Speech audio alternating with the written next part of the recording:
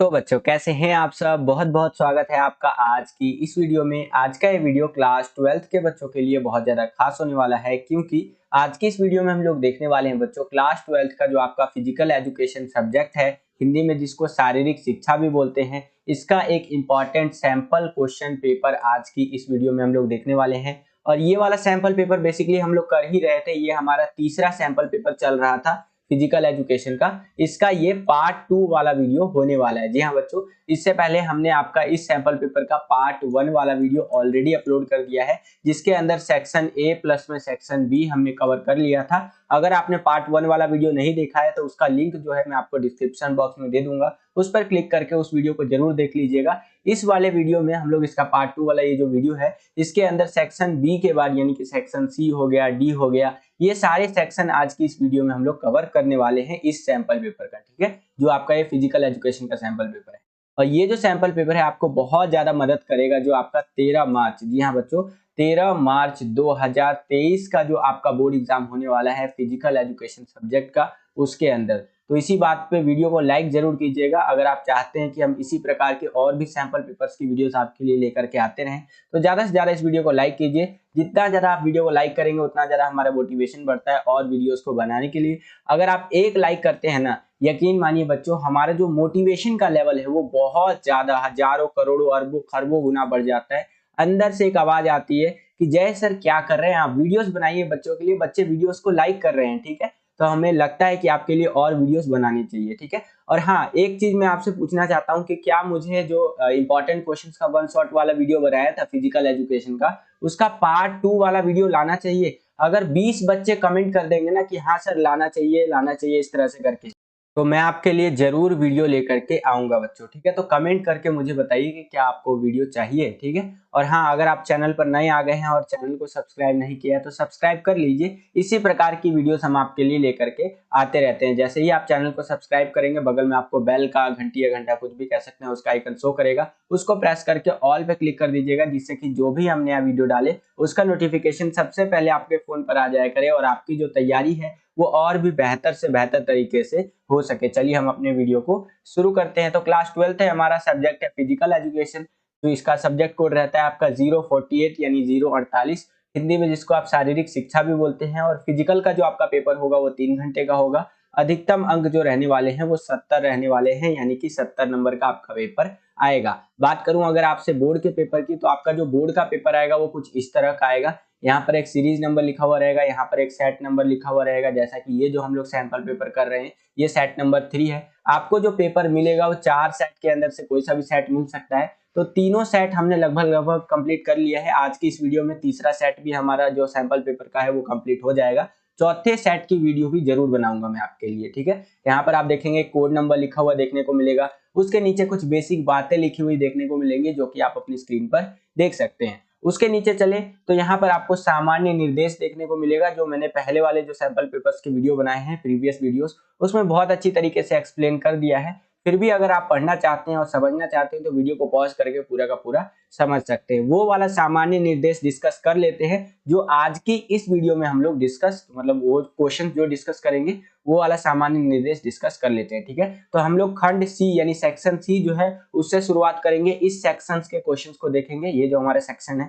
ठीक है, खंड सी हो गया आपका, खंड डी हो गया, इस तरह से करके। तो जो हमारा सेक्शन सी रहेगा, इसके अंदर जो क्वेश्चन हमसे पूछे जाएंगे, क्वेश्चन नंबर 25 से लेकर के 30 तक क्वेश्चन पूछे जाएंगे, और ये 3-3 नंबर के होने वाले हैं। इनका आंसर हमें 100 से 150 शब्दों के अंदर देना है बच्चों। उसके बाद आता है हमारा सेक्शन डी, जो कि 31 से लेकर 33 तक इसके अंदर क्वेश्चन हमसे पूछे जाएंगे, और ये जो होंगे 4-4 नंबर के क्वेश्चन होने वाले हैं। ये केस स्टडी बेस्ड जो क्वेश्चन होंगे ये सेक्शन डी के अंदर हमसे पूछे जाएंगे। और लास्ट में आता है हमारा खंड ई यानी सेक्शन ई। इसके अंदर जो बड़े बड़े क्वेश्चन है आपके 5-5 नंबर वाले क्वेश्चन वो पूछे जाएंगे, जो कि आपके यहाँ पर क्वेश्चन नंबर 34 से लेकर के 37 तक पूछे जाएंगे। ठीक है, और इनका आंसर आपको 200 से 300 शब्दों के अंदर यानी कि 200 to 300 वर्ड्स के अंदर देना है बच्चों। ठीक है, आई होप कि आपको समझ में आया होगा।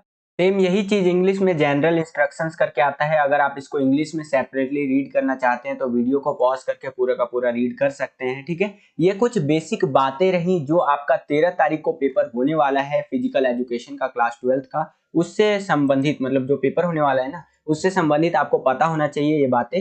और चलिए हम अपने वीडियो को शुरू करते हैं और देखते हैं कि किस प्रकार के क्वेश्चन हमसे पूछे गए हैं और कैसे हम उनका आंसर लिख सकते हैं। तो चलिए वीडियो को शुरू करते हैं। हम लोग आ गए हैं सेक्शन सी के अंदर, जिसको हिंदी में आप खंड सी भी बोलते हैं। इसके अंदर हमसे शॉर्ट आंसर टाइप के जो क्वेश्चंस होते हैं, बोले तो लघु उत्तरीय प्रकार के जो प्रश्न होते हैं वो पूछे जाएंगे। बेसिकली आपका 3-3 नंबर वाला जो क्वेश्चन होता है वो हमसे यहाँ पर पूछा जाएगा। तो चलिए देखते हैं एक करके।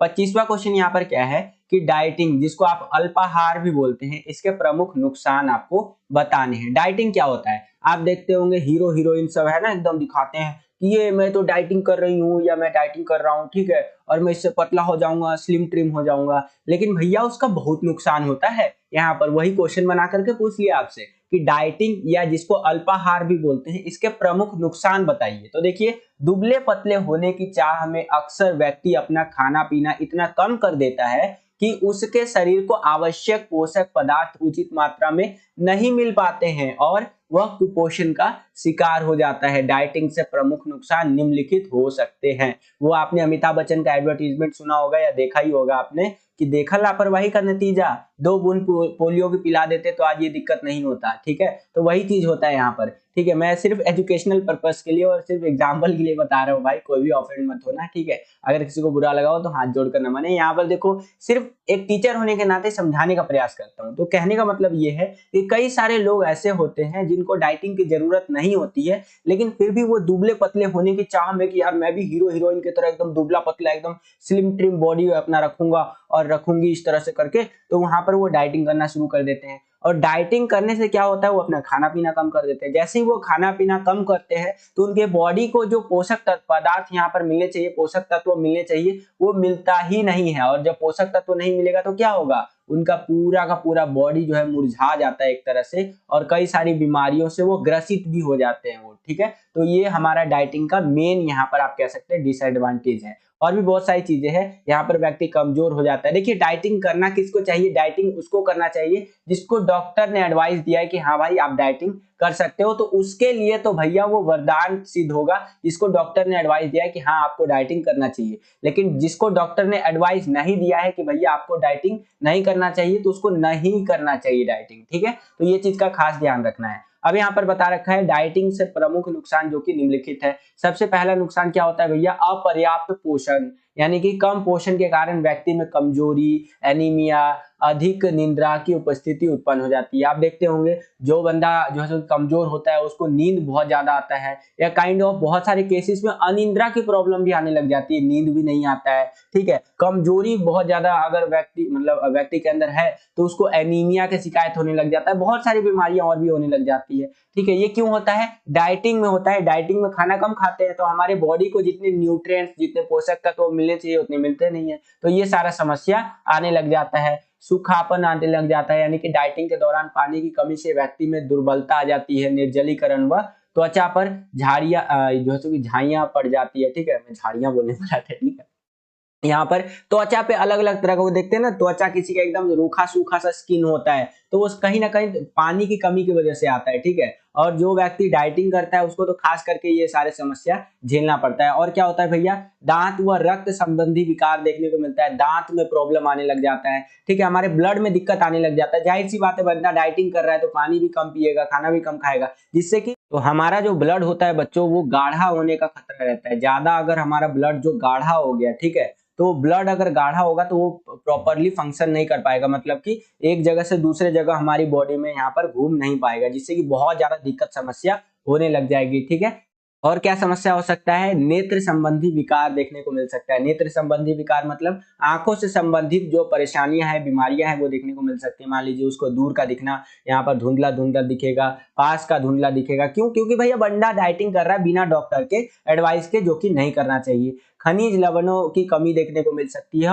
स्मरण शक्ति में भी कमी देखने को मिल सकती है। स्मरण शक्ति मतलब कि याद करने की शक्ति में कमी देखने को मिल सकती है। मान लीजिए एक बच्चा है जो डाइटिंग कर रहा है, ठीक है, अब डाइटिंग करते करते वो अपना पढ़ाई भी कर रहा है कि चलो भैया 13 तारीख का एग्जाम है, 13 मार्च का एग्जाम, उसके लिए बहुत ज्यादा पढ़ाई करता हूँ। अब बहुत ज्यादा पढ़ाई कर लिया और उसके माइंड में उस टाइम तो सब कुछ आ गया कि हाँ मेरे माइंड में आ गया। अब वो 13 तारीख का एग्जाम देने गया, ठीक है, 13 तारीख के एग्जाम में क्वेश्चन पेपर आया उसके सामने, अरे यार ये क्वेश्चन तो मैंने किया ही नहीं है, कहाँ से आ गया, आउट ऑफ द सिलेबस तो नहीं आ गया। वो क्वेश्चन उसने पढ़ रखा है, क्योंकि वो डाइटिंग कर रहा है, ठीक है, तो उसका स्मरण शक्ति जो है, याद करने का क्षमता जो है वो कम है, तो क्वेश्चन उसको आ ही नहीं रहा एग्जाम के अंदर, ठीक है। वैसे तो जनरल बच्चों के साथ भी हो जाता है। मान लीजिए कि ये बंदा अपने दोस्तों से मिल रहा है, हेलो भाई कैसा है तू, ठीक है, तो इसके दोस्त तो इसको पहचान रहे, लेकिन ये अपने दोस्तों को ना पहचान पाए कि अरे यार तुम कौन हो यार, तुम पहली बार देखो यार, तुम तो एलियन उलियन तो नहीं हो, मंगल ग्रह से तो नहीं आए हो, तुम मेरे दोस्त कैसे हो सकते हो, ठीक है। तो फिर उसके दोस्त बोलेंगे भाई मैं तेरा दोस्त ही हूँ भाई, डाइटिंग करना कम कर यार, ठीक है। तो इस तरह से आप समझ सकते हैं। आई होप कि आपको ये क्वेश्चन समझ में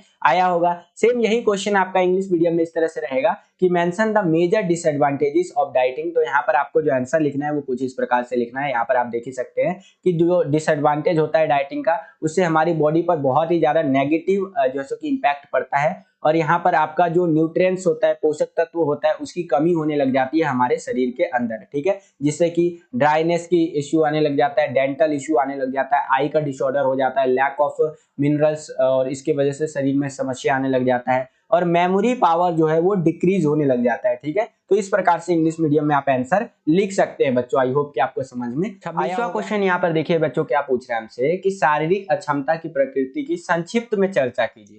शारीरिक अक्षमता क्या होता है, इसको इंग्लिश में बोलते हैं फिजिकल डिसेबिलिटी, ठीक है। कई बार क्वेश्चन आपको ऐसा दे देगा पेपर में जो हिंदी में तो आप समझिए नहीं पाएंगे, इसीलिए उसका इंग्लिश जरूर पढ़ा कीजिए। जैसे कि इस क्वेश्चन का अगर इंग्लिश में बात करूं तो यहाँ पर इंग्लिश में इस तरह से है कि briefly discuss the nature of physical disability, ठीक है। तो फिजिकल डिसेबिलिटी क्या होता है, शारीरिक अक्षमता, जैसे कि आप विकलांग देखते होंगे, विकलांग बच्चों को या विकलांग व्यक्तियों को, तो वो कैसे होते हैं, या तो क्या वो जन्म से होते हैं या जन्म के बाद होते हैं, तो उसके ऊपर थोड़ा सा चर्चा करना है। तो देखिए इस तरह से आंसर आप लिख सकते हैं कि शारीरिक अक्षमता जन्म से या जन्म के बाद हो सकती है, यानी कि फिजिकल डिसेबिलिटी जो है आपका वो जन्म से भी हो सकता है और जन्म के बाद भी हो सकता है। मान लीजिए एक बच्चा पैदा हुआ है तो वो जन्म से ही, मान लीजिए कोई शरीर में कोई अंग है वो प्रॉपरली वहां पर विकसित नहीं हुआ था, तो जन्म से ही वो डिसेबल पैदा हो सकता है, और जन्म के बाद भी कोई घटना दुर्घटना घट गई, एक्सीडेंट वगैरह हो गया, भगवान ना करे ऐसा कुछ हो, लेकिन कुछ ऐसा हो जाता है तो लोग जो है वहां पर क्या हो जाते हैं, यहाँ पर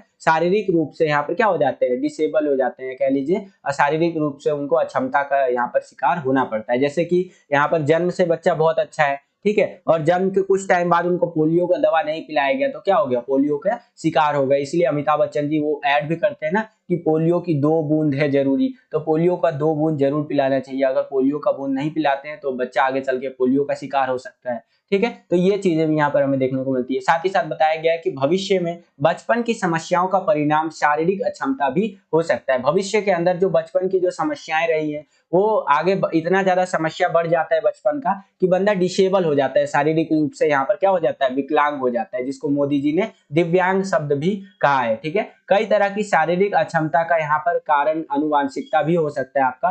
यहाँ पर कई तरह का जो शारीरिक अक्षमता होता है हमारा, उसका कारण यहाँ पर क्या हो सकता है, अनुवांशिक, जेनेटिकली भी यहाँ पर जो है हमें यहाँ पर फिजिकल डिसेबिलिटी देखने को मिल सकता है।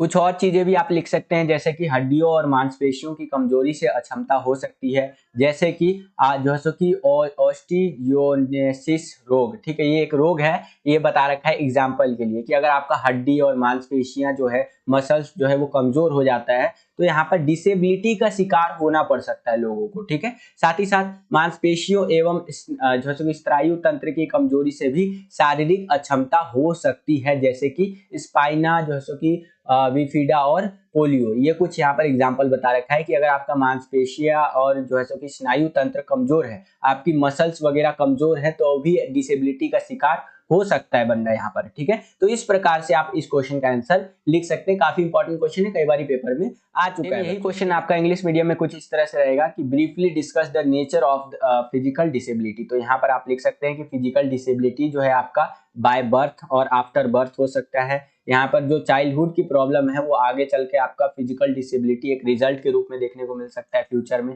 और भी बहुत सारी चीजें हैं जिससे कि फिजिकल डिसेबिलिटी हो सकता है, जैसे आपका मसल्स का वीक होना, बोन्स का वीक होना, जिसके वजह से जो व्यक्ति होता है उसको यहाँ पर डिसेबिलिटी का यहाँ पर क्या कहते हैं उसको रिजल्ट देखने को मिल सकता है, ठीक है। तो इस तरह से आप यहाँ पर आंसर लिख सकते हैं इंग्लिश मीडियम में। आगे चलते हैं। अगला क्वेश्चन देखिए 27वां क्वेश्चन कि रॉकपोर्ट एक मील परीक्षण की विधि का वर्णन कीजिए। ठीक है, रॉकपोर्ट मील परीक्षण जो है उसका आपको वर्णन करना है। तो यहाँ पर इसको थोड़ा सा ना समझिए बच्चों। देखिए, रॉकपोर्ट का एक मील टेस्ट हृदय एवं श्वास क्रिया की क्षमता को जांचने का एक अति उत्तम टेस्ट है। ठीक है, यानी ये जो वाला जो टेस्ट होता है ये आपका हृदय यानी आपका दिल का और सांस की जो क्रिया है, एक्टिविटी है, उसको जांचने का एक बहुत अच्छा टेस्ट होता है। जैसे आज के टाइम पे अगर आपको हार्ट बीट चेक करवाना है तो डॉक्टर के पास जाइए, वो मशीन उशीन लगा करके आपका हार्ट बीट चेक कर लेगा। सांस उस चेक करवाना है तो सांस उस भी चेक कर लेगा। और भी कई सारे तरीके हैं, जैसे स्मार्ट वॉच होता है। अभी रिसेंटली मैंने एक बोट का स्मार्ट वॉच खरीदा है, उसमें भी मैं देखता हूँ एक फीचर आता है आपका कि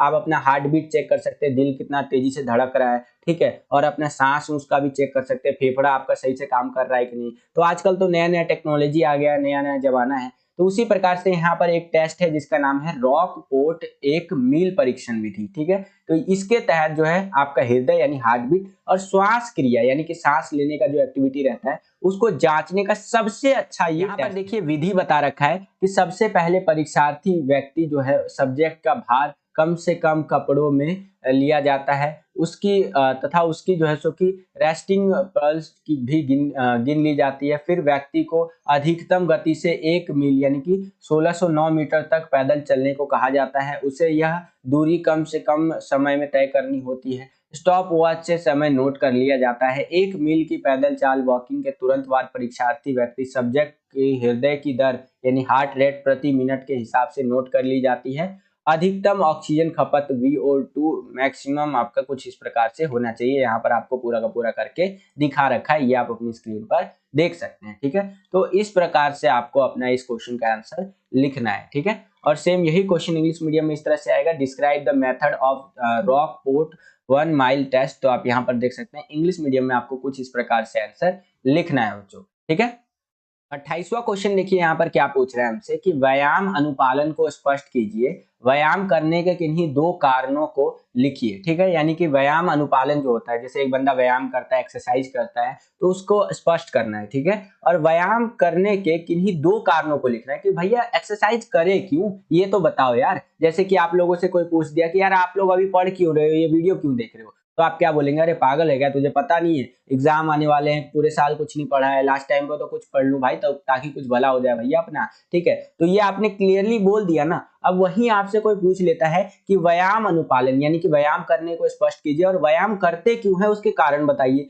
तो आपको ये आंसर लिखना है जो मैं अभी आपको बता रहा हूं कि व्यायाम वह शारीरिक क्रिया है जिसके द्वारा शारीरिक क्षमता को बनाए रखने व बढ़ाने में मदद मिलती है तथा संपूर्ण स्वास्थ्य व सुयोग्यता को पाया जाता है। इससे हमारी अभिप्राय यह है कि व्यायाम के लिए एक व्यवस्थित दृष्टिकोण को लंबे समय तक प्रारंभिक व्यायाम शुरू करने के बाद से लगातार बनाए रखने तक है। ठीक है, कहने का मतलब ये है, यहाँ पर ये बोल रहा है कि व्यायाम एक ऐसी क्रिया है यानी कि एक ऐसा एक्टिविटी है जिसके द्वारा जो हमारा शारीरिक क्षमता है यानी कि हमारा बॉडी का जो कैपेसिटी है उसको हम लोग बनाए रख सकते हैं और उसको बढ़ा भी सकते हैं, इसमें मदद मिलता है। और हमारा बॉडी को स्वस्थ रखने में व्यायाम, जिसको इंग्लिश में आप एक्सरसाइज भी बोलते हैं, वो बहुत ज्यादा मदद करता है। ठीक है, तो ये आप यहाँ पर आंसर लिख सकते हैं व्यायाम के अंदर। अब व्यायाम हम लोग यानी कि एक्सरसाइज करते क्यों है उसको थोड़ा सा समझ लीजिए। यहाँ पर लिखा हुआ है मनोवैज्ञानिक कारण यानी कि साइकोलॉजिकल रीजन है कि आक्रामकता जो है सो कि विक्षिप्त संघर्ष दक्षता को बनाए रखने के लिए। ठीक है,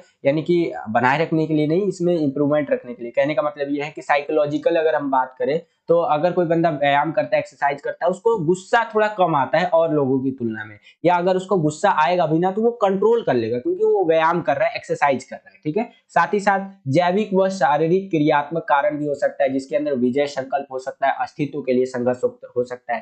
ठीक है, कुछ और भी कारण है, जैसे कि कोई बंदा व्यायाम करता है, एक्सरसाइज करता है कि हाँ भाई यहाँ पर मैं यहाँ पर ये चीज करूंगा, ये संकल्प ठान लिया है, बोर्ड एग्जाम में 100 में से 100 लेके आऊंगा, 80 में से 80, 70 में से 70 लेकर के आऊंगा, तो इस कारण से भी व्यायाम करता है कि शरीर को फिट रख सके। सामाजिक कारण यहाँ पर लिख सकते हैं आप और आर्थिक कारण भी यहाँ पर कुछ इस तरह से लिख सकते हैं। तो ये कुछ कारण है जिस कारण से यहाँ पर लोग व्यायाम करते हैं। ठीक है, तो ये व्यायाम करने के कारणों के अंदर आप इसको लिख सकते हैं। सेम यही क्वेश्चन इंग्लिश मीडियम में इस तरह से आएगा कि explain exercise compliance, right any 2 reasons for doing exercise. ठीक है, तो आप यहाँ पर देख सकते हैं पहले तो ये एक्सरसाइज के बारे में बता रखा है, उसके बाद रीजंस टू एक्सरसाइज, एक्सरसाइज करते क्यों है वो यहाँ पर बता रखा है। सोशल रीजन, साइकोलॉजिकल कॉज या रीजन कह लीजिए, ठीक है, बायोलॉजिकल एंड जो है कि फिजियोलॉजिकल रीजन हो गया आपका।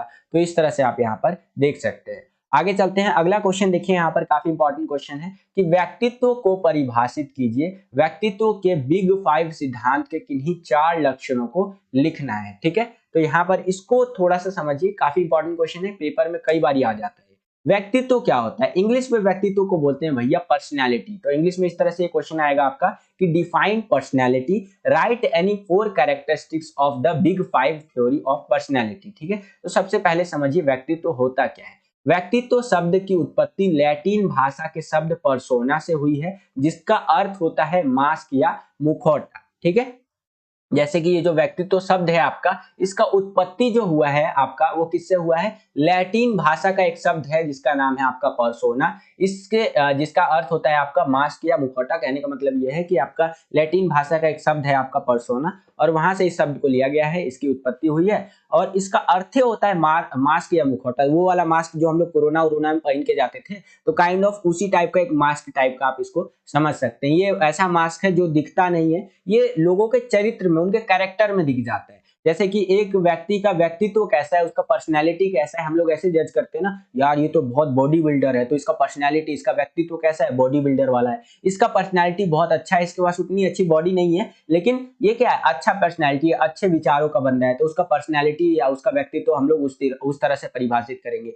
समझ में आ रहा है ना आपको? वही चीज यहाँ पर बता रखा है। लेकिन यदि हम विस्तार से इसका अर्थ जाने तो जैविक रूप या आकार जैसे कि, और एवं मनोवैज्ञानिक रूप सहनशीलता जिसको टॉलरेंस भी बोलते हैं, सामाजिक रूप चरित्र, और जैसे कि 5 सिद्धांत इसके निम्नलिखित है। ठीक है, यानी कि इसको और तरीकों से देखें तो हम लोग कई तरीकों से किसी बंदे का व्यक्तित्व देखते हैं, जैसे कि उसका आकार कैसा है, उसकी सहनशीलता कितना है, उसका कैरेक्टर कैसा है, तो इसके बेसिस पे हम लोग यहाँ पर व्यक्तित्व को डिफाइन कर सकते हैं। ठीक है, वही चीज यहाँ पर बता रखा है। अब यहाँ पर हम लोग बात कर रहे हैं आपका, इस सिद्धांत के अनुसार किसी भी व्यक्तित्व को आंकने के लिए 5 बड़े लक्षणों का आकलन करना बहुत ज्यादा जरूरी है। ये 5 बड़े लक्षण जो कि इस प्रकार से है। सबसे पहला कि बंदा कितना स्पष्ट और संबंधी लक्षण वाला है। दूसरा होता है कि बंदा कितना कर्तव्यनिष्ठ संबंधी लक्षण वाला है, अपने कर्तव्यों के लिए कितना अग्रसर है या तत्पर है। साथ ही साथ बहिर्मुखता संबंधी, यानी कि बंदा हर जगह अच्छे से बात कर पा रहा है कि नहीं कर पा रहा है। ये सारी चीजें जो है कि सहमतता हो गया आपका, मनोविक्षुब्धता हो गया आपका, ये सारी चीजें हम लोग देखते हैं अगर हमें किसी व्यक्ति का व्यक्तित्व का आकलन करना है तो। ठीक है, या उसका व्यक्तित्व को आंकना है तो इस प्रकार से इस क्वेश्चन का आंसर आप लिख सकते हैं बच्चों। सेम यही क्वेश्चन इंग्लिश मीडियम में इस तरह से आएगा कि define personality, right any 4 characteristics of the big 5 theory of personality. तो आप यहाँ पर देख सकते हैं आंसर आपको कुछ इस प्रकार से लिखते हुए चलना है बच्चों। ठीक है, चलिए अगला क्वेश्चन देखते हैं, 30वां क्वेश्चन। ये क्या है भैया कि कोमल उत्तकों की चोटें क्या हैं, खेलों में इनसे बचाव कैसे कर सकते हैं। कोमल उत्तक चोटें जिसको सॉफ्ट टिश्यू इंजुरी भी बोलते हैं, तो खेलों के दौरान ये चोटें अमूमन लगता है जो हमारी मांसपेशियों और इस तरह से हड्डी वगैरह पे इस तरह से लग जाता है, ये हमारा कोमल उत्तक की चोटें कहलाती हैं। आप यहाँ पर लिखा हुआ भी देख सकते हैं, कोमल उत्तक त्वचा, मांसपेशियों, स्नायु बंध, ठीक है, जब कबंधे हो गया आपका, एवं उत्तकों में लगने वाली चोटें को कोमल उत्तक चोट कहते हैं। इससे बचाव करने के लिए हम लोग क्या कर सकते हैं कि अगर हम लोग खेलने जा रहे हैं ना, तो उससे पहले हमें अपने शरीर को पूरा पूरा गरमा लेना चाहिए।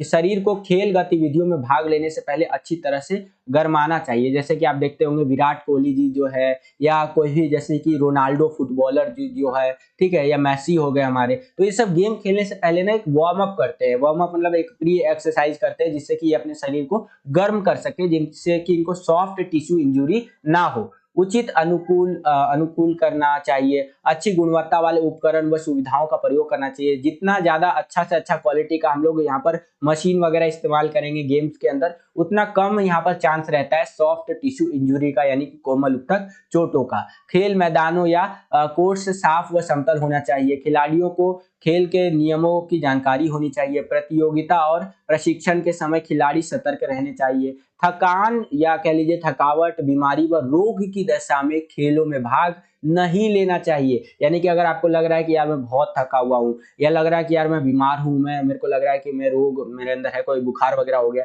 तो उस टाइम पे खेल नहीं खेलना चाहिए, गेम नहीं खेलना चाहिए, नहीं तो सॉफ्ट टिश्यू इंजरी होने का बहुत ज्यादा खतरा बढ़ जाता है। तो इस प्रकार से इस क्वेश्चन का आंसर आप लिख सकते हैं। बहुत इंपॉर्टेंट क्वेश्चन है, ध्यान रखिएगा। सेम यही क्वेश्चन आपका इंग्लिश मीडियम में इस तरह से आएगा कि what are soft tissue injuries, how can we avoid them in sports. ठीक है, तो आप यहाँ पर आंसर देख सकते हैं। इस प्रकार से आंसर आपको लिखना है, जैसे कि गुड क्वालिटी के इक्विपमेंट्स हमें इस्तेमाल करने चाहिए अगर हमें इनसे बचाव करना है तो। ठीक है, और भी बहुत सारी चीजें आप यहाँ वीडियो को पॉज करके पढ़ सकते हैं बच्चों। ठीक है, तो आई होप कि आपको समझ में। अब हम लोग आ गए हैं बच्चों सेक्शन डी के अंदर, जिसको हिंदी में आप खंड डी भी बोलते हैं। इसके अंदर हमसे केस स्टडी बेस्ड जो क्वेश्चन होते हैं वो पूछे जाएंगे, और 4-4 नंबर के क्वेश्चन हमसे यहाँ पर, जिसको आप 4 मार्क्स वाले क्वेश्चन भी कह सकते हैं, वो यहाँ पर हमसे पूछे जाएंगे। तो चलिए देखते हैं क्या करके। लेकिन हाँ, आगे बढ़ने से पहले वीडियो को लाइक करते चलिए यार। जितना ज्यादा आप वीडियो को लाइक करेंगे उतना ज्यादा हमारा मोटिवेशन बढ़ता है वीडियोस को बनाने के लिए। आप सोचते होंगे सर लाइक करने के लिए क्यों बोलते हैं, आपके लिए तो ये फ्री ऑफ कॉस्ट है। आप एक लाइक करेंगे तो इसका कोई भी पैसा नहीं लगेगा, बिल्कुल फ्री है।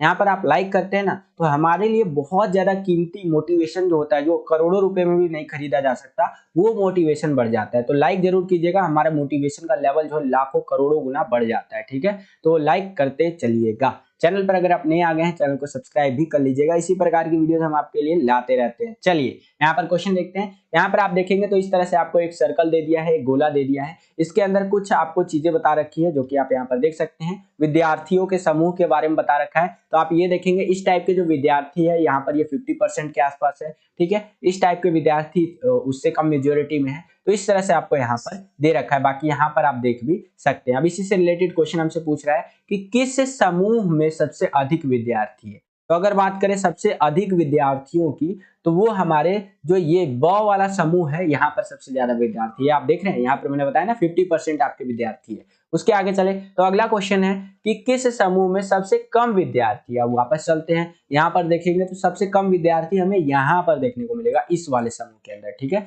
तो ये जो है हमारा वो ये वाला समूह है, ये आप देख रहे हैं, ये जो घ वाला है, इस समूह के अंदर सबसे लोएस्ट विद्यार्थी या स्टूडेंट हमें देखने को मिलता है बच्चों। उसके आगे चलते हैं। अगला क्वेश्चन है कि विराम के क्षणों में एक प्रशिक्षित खिलाड़ी की हृदय दर कैसी होती है। यानी कि एक बंदा, एक खिलाड़ी कह लीजिए, बंदा नहीं कहूंगा, एक खिलाड़ी कहूंगा, जब वो रेस्ट कर रहा होता है, आराम कर रहा होता है, तो उसका हार्ट रेट कैसा होता है, हार्ट जो दिल धड़कता है ना, वो कैसा होता है। तो सामान्य से भी कम होता है उसका दिल का धड़कने का गति कह सकते हैं, क्योंकि आराम कर रहा है वो। उसके आगे चलते हैं। अगला क्वेश्चन है कि किस समूह में 50% विद्यार्थी है। तो अगर मैं बात करूं 50% स्टूडेंट की, तो वो हमारा इस वाले समूह में, मैं आपको दिखा भी देता हूं एक बारी, ये वाला जो समूह है इसमें सबसे ज्यादा विद्यार्थी हमारे है। ठीक है, 50%। तो ये हमारा आ जाएगा ये बी वाला। ठीक है, यहाँ पर आप देख सकते हैं, ख कह लीजिए, ब कह लीजिए, बात वही है। इसके नीचे चलिए, क्वेश्चन में आपको एक अथवा दे दिया है, एक चॉइस दे दिया है बेसिकली, कि अगर आपको ऊपर वाला क्वेश्चन नहीं आता तो नीचे वाला क्वेश्चन आप अटेंड कर सकते हैं। इसके चॉइस में देखिए क्या क्वेश्चन हमसे पूछा है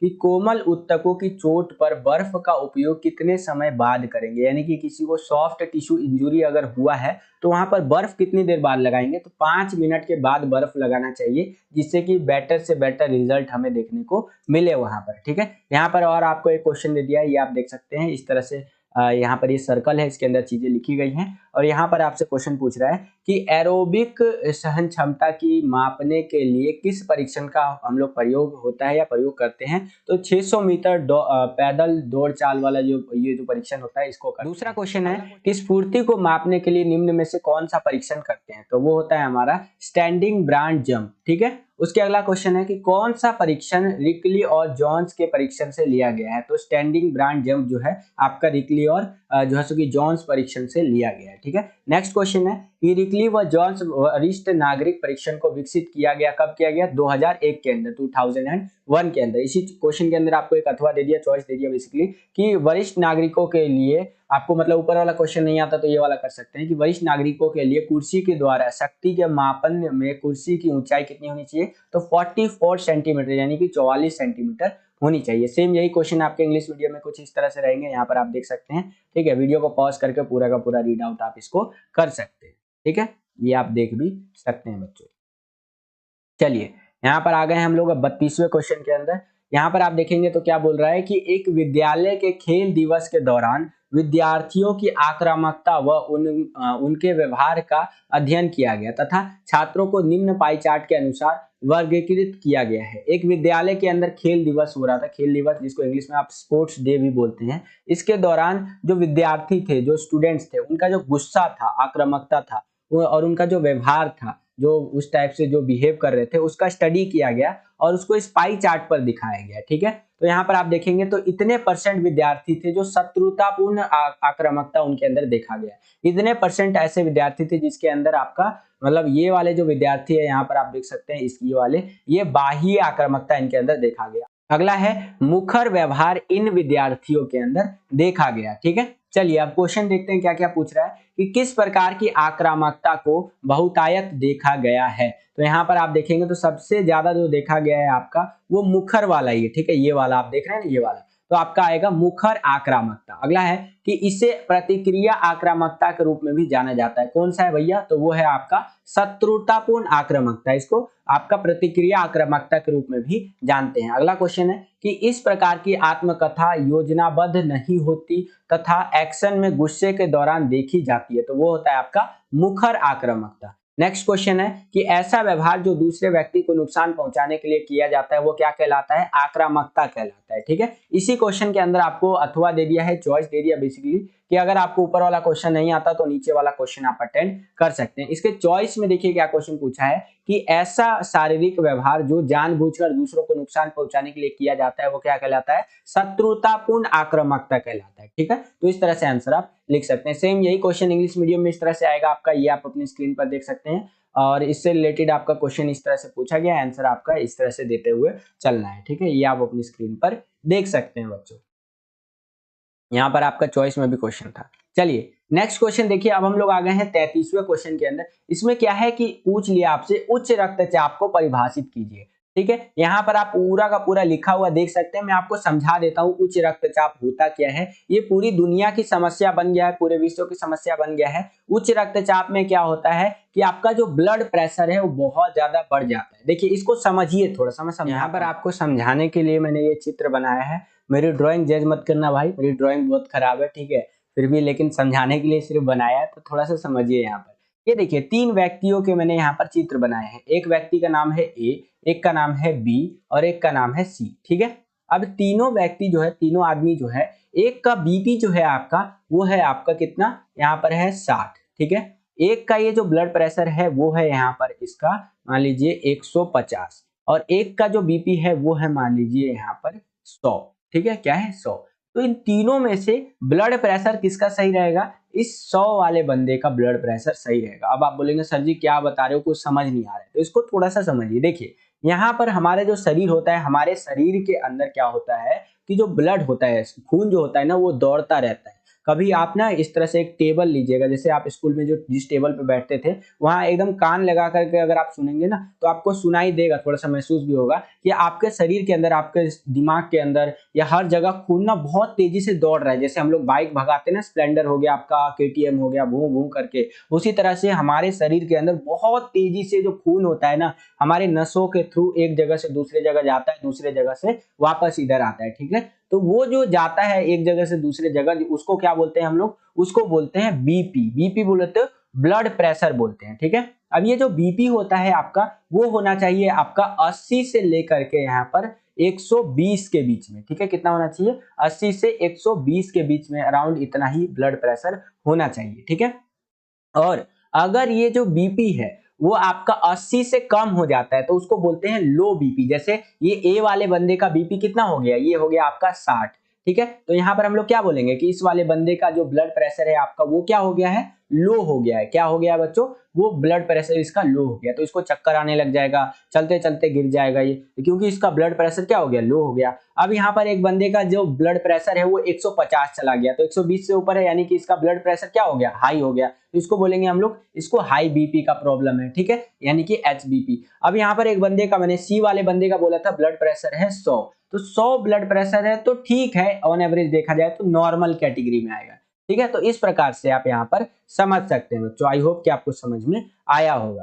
ठीक है, यहाँ पर आप बंदा नॉर्मल, इसीलिए मैंने चित्र भी इसी टाइप से बनाया है। यहाँ पर आप देख रहे हैं एक बारी, हाँ, ये देखिए यहाँ पर इसलिए चित्र बनाया है, ये बंदा एकदम ऐसे हंस टाइप का रहा है, लेकिन ये हंस नहीं रहा है, अंदर ही अंदर इसको चक्कर टाइप का आ रहा है। ये 150 इसका बीपी हो गया। जब बीपी बढ़ जाता है ना तो बहुत ज्यादा गुस्सा आने लग जाता है, ठीक है। यहाँ पर सर दर्द होने लग जाता है, तो इसलिए एकदम गुस्से में कि ये भाई मेरा बीपी बढ़ गया है, ठीक है। और ये बंदा नॉर्मल अपना खड़ा है, यानी कि इसका ब्लड प्रेशर 100 है, तो एकदम नॉर्मली खड़ा है यहाँ पर। आई होप कि आपको समझ में। अब वही सारी चीजें यहाँ पर किताबी लैंग्वेज में लिखी हुई है, वीडियो को पॉज करके आप यहाँ पर पूरा का पूरा रीड कर सकते हैं। यहाँ पर एक चीज और बता देता हूँ, अगर किसी को बीपी का प्रॉब्लम है तो वो बीपी का प्रॉब्लम जो है परमानेंटली उसको ठीक नहीं किया जा सकता है, केवल और केवल उसको कंट्रोल किया जा सकता है। जिंदगी भर बीपी का दवाई लेना पड़ता है, ठीक है। तो इसीलिए लोगों को अगर बीपी से बचना है तो यहाँ पर योगा के कुछ आसन है जो कर सकते हैं लोग, जैसे कि ताड़ासन कर सकते हैं, पवन मुक्त आसन कर सकते हैं, वज्रासन कर सकते हैं, अर्ध चक्रासन, भुजंगासन, श्वासासन, ये योगा के कुछ आसन है। अगर बंदा करता है तो उसका बीपी कंट्रोल में रहेगा, ठीक है। यहाँ पर इस तरह से आप आंसर लिख सकते हैं। सेम यही क्वेश्चन इंग्लिश मीडियम में इस तरह से आएगा, define high blood pressure. High blood pressure क्या होता है उसको डिफाइन कीजिए। तो आप यहाँ पर वीडियो को पॉज करके पूरा का पूरा आंसर अपना रीड कर सकते हैं हाई ब्लड प्रेशर के ऊपर, ठीक है। ये आप देख ही सकते हैं। अगला क्वेश्चन है हमारा यहाँ पर 34वां क्वेश्चन कि रोजमर्रा के जीवन में योग अहम योगदान निभाता है, अर्थात योग के एक आसन पर्वतासन की विधि व लाभ का वर्णन आपको करना है, ठीक है। यानी कि क्वेश्चन देखिए कितना यूनिक तरीके से बनाया है, यहाँ पर कितना बढ़िया से बढ़िया क्वेश्चन बनाने का प्रयास किया है कि रोजमर्रा के जीवन में, यानी कि डेली लाइफ जो है हमारा, डेली लाइफ स्टाइल जो है उसके अंदर योग जो है आपका, योगा जो है बहुत इंपॉर्टेंट रोल प्ले करता है। अर्थात योग के एक आसन, अब एक आसन जिसका नाम है पर्वतासन, ठीक है, इसकी विधि व लाभ के बारे में आपको बताना है, ठीक है। तो यहाँ पर किसके बारे में हम लोग बात करेंगे, पर्वतासन के बारे में बात करेंगे कि इसको करते कैसे हैं और इसका बेनिफिट हमें क्या देखने को मिलता है, ठीक है। तो इसको थोड़ा सा देख लेते हैं बच्चों। यहाँ पर आप देखेंगे इस तरह से है, ये आप देख रहे हैं भैया जी हमारे पर्वतासन कर रहे हैं। पर्वतासन में क्या होता है, ऐसे अलती पलथी मार करके बैठ जाइए, दोनों हाथ जैसे भगवान जी को प्रणाम करते हैं ना, तो उस तरह से प्रणाम कर लीजिए। यहाँ पर ऐसे एकदम हाथों को इस तरह से, ये होता है हमारा पर्वतासन, ठीक है। तो इस तरह से पर्वतासन करते हैं। अब वही चीज आपका किताबी लैंग्वेज में कैसे लिखना है, यहाँ पर आप देख सकते हैं पर्वतासन। इस आसन को करते समय मनुष्य की आकृति एक पर्वत के समान हो जाती है, जिसके कारण इसे पर्वतासन कहते हैं। यह आसन करने में बहुत ही सरल होता है। आप देख ही रहे हैं यहाँ पर कितनी आसानी से ये भैया जी यहाँ पर यह आसन कर रहे हैं, ठीक है। पूर्व स्थिति क्या है, पद्मासन में बैठ जाना है। विधि क्या है भैया, किस तरह से करना है, मेथड, जमीन पर दरी या आसन पर पद्मासन में बैठे, ठीक है, यानी अलती पालथी मार करके बैठ जाइए जमीन पर या दरी बिछा करके। लंबी सांस लेते हुए अपने हाथों को ऊपर की ओर ले जाए, ठीक है, और अपने हाथ जो है ना उसको आप सिर के ऊपर ले जाकर के हाथ की हथेलियों को जोड़ ले।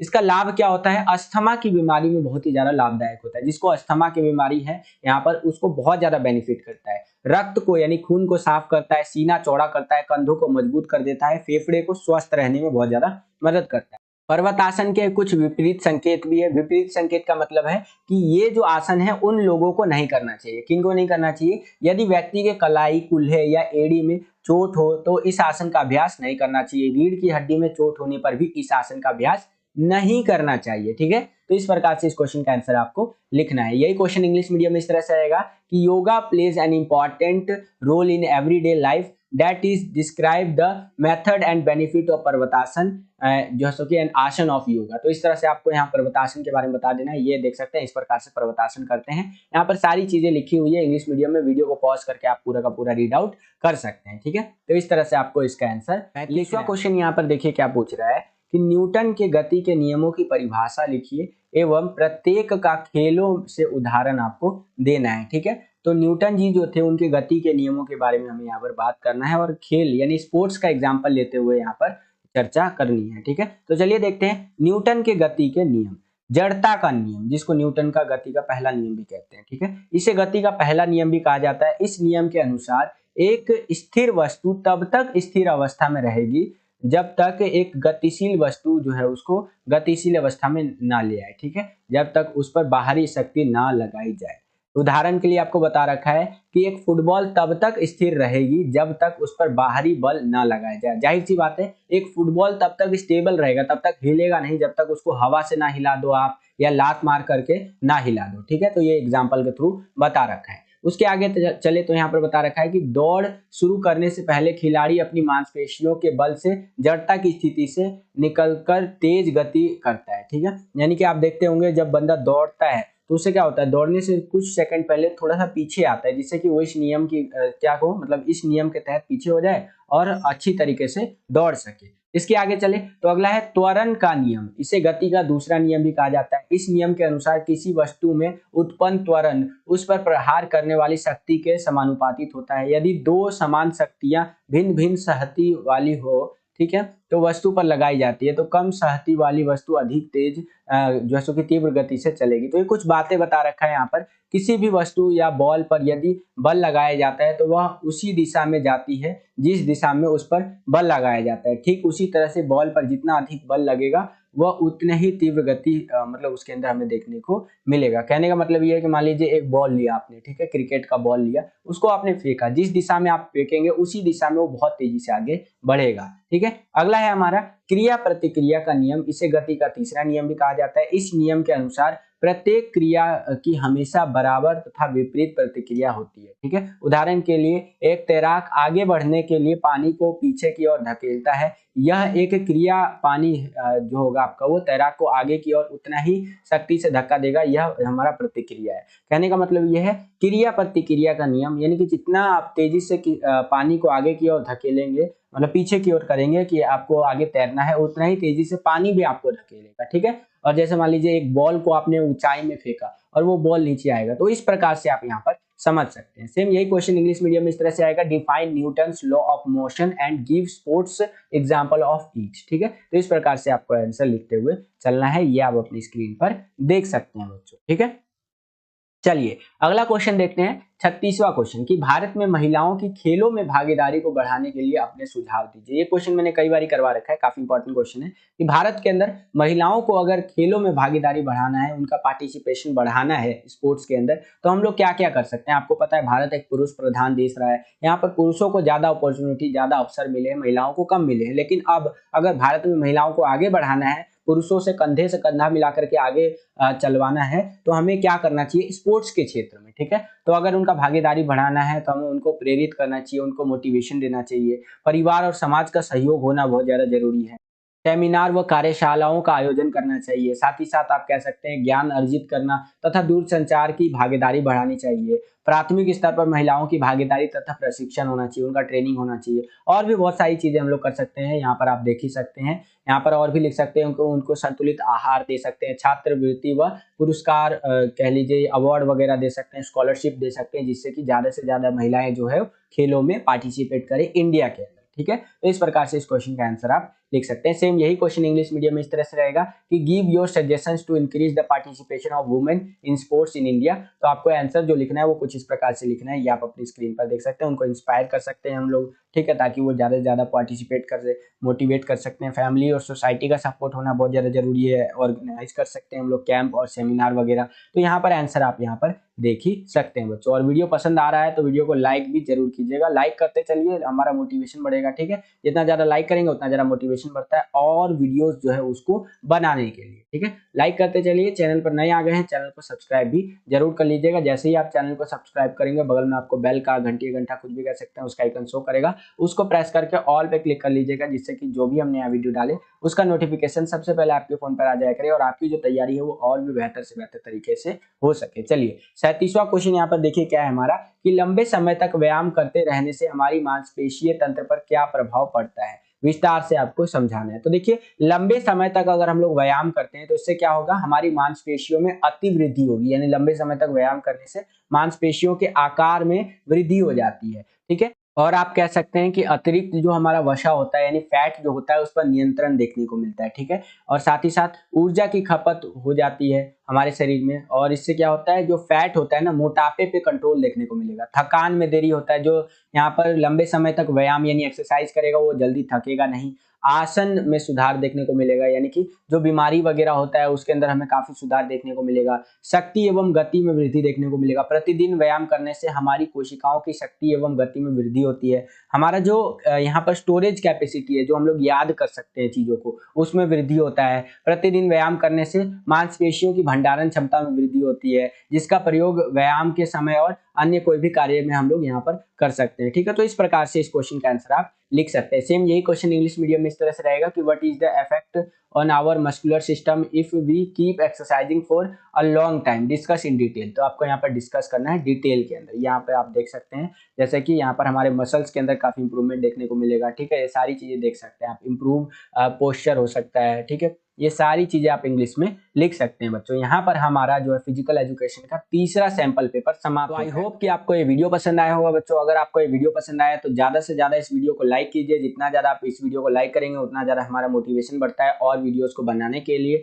चैनल पर अगर आप नए आ गए हैं, चैनल को सब्सक्राइब नहीं किया है तो सब्सक्राइब कर लीजिए। इसी प्रकार की वीडियोस हम आपके लिए लेकर के आते रहते हैं। जैसे ही आप चैनल को सब्सक्राइब करेंगे, बगल में आपको बेल का, घंटी या घंटा कुछ भी कह सकते हैं, उसका आइकन शो करेगा, उसको प्रेस करके ऑल पे क्लिक कर लीजिएगा, जिससे कि जो भी हम नया वीडियो डाले उसका नोटिफिकेशन सबसे पहले आपके फोन पर आ जाया करे और आपकी जो तैयारी है वो और भी बेहतर से बेहतर तरीके से हो सके। आज के लिए इतना ही बच्चों, मिलता हूं आपसे अगली और एक्साइटिंग वीडियो में। तब तक के लिए खुश रहिए, खुश रखिए सभी को। जय हिंद, वंदे मातरम।